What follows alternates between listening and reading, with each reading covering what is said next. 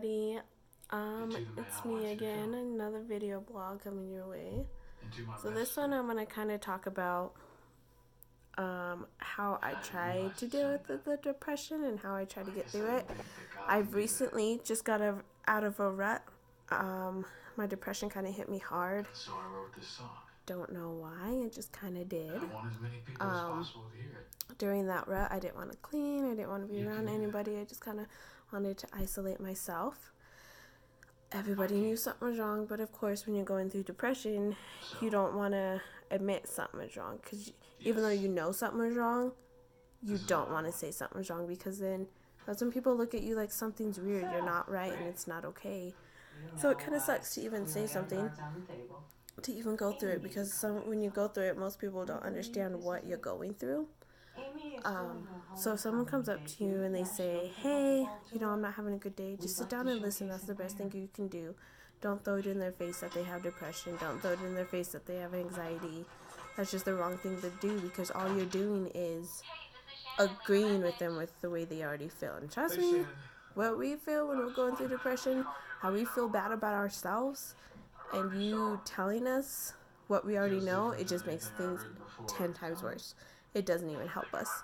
So some advice would be, don't break us down. Don't let us know, like, oh, you don't even do anything. You don't work. You're home all day. What can you do? Like, trust me, we know. We got it. Trust me, we got it. Why didn't you do this? Or why didn't... Sometimes there's nothing we can do, and we can't explain what is going on with us. We just know something's wrong with us, but we don't know how to explain it. I'm sorry I hurt you.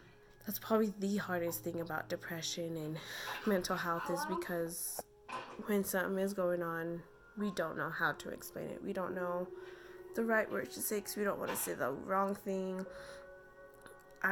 Going through my depression, anxiety, and panic attacks, I get irritated really easily.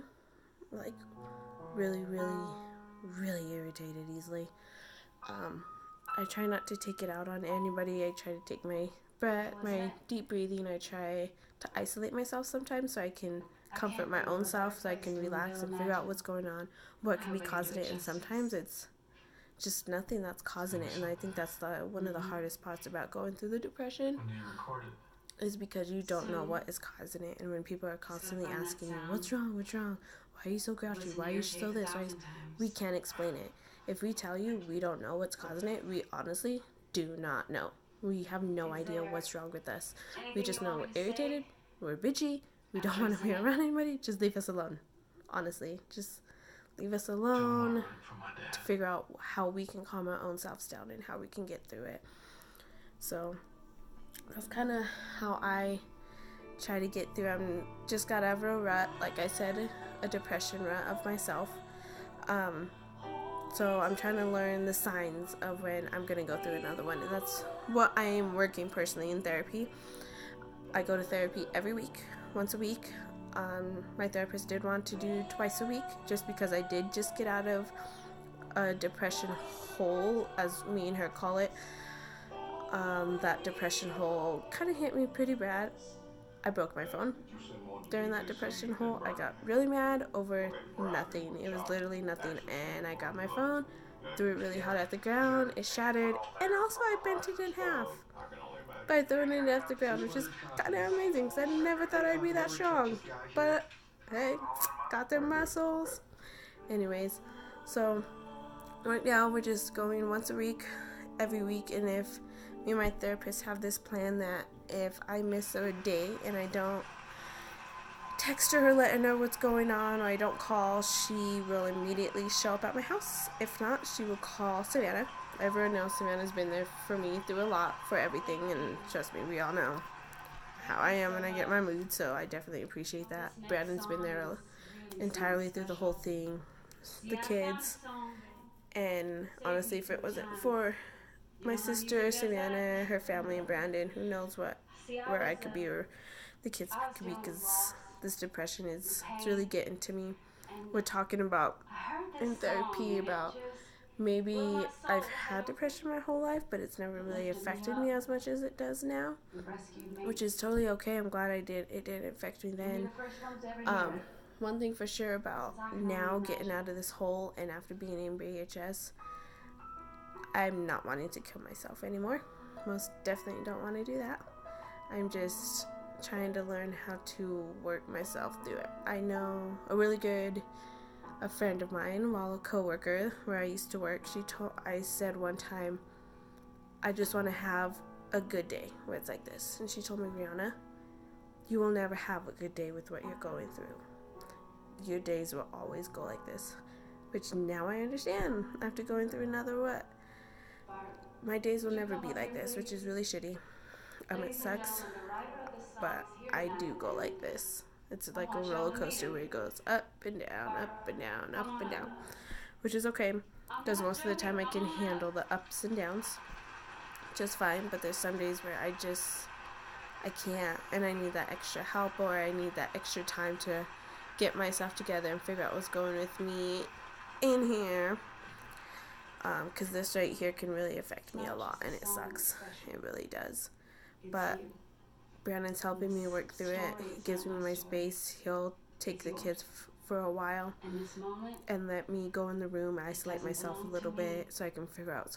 Sorry guys, today's like a really hard day for me. I really miss my grandma today. Sorry. So today's a really hard day for me.